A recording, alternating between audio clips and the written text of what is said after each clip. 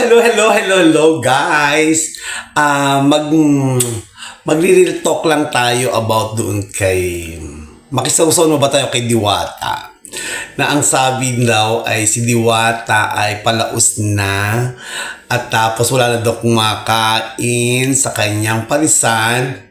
At syempre, lahat ng mga basher at syempre, ang hindi mga natutuwa at yung mayayabang na mga vlogger na akala mo sila ang Diyos para makapagpigil sa pag-angat ni Diwata.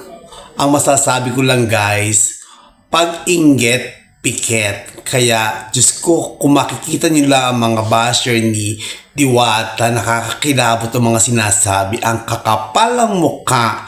Palibasa kasi, laos na sila. Lalo na yung isa, oh my God, panoorin na.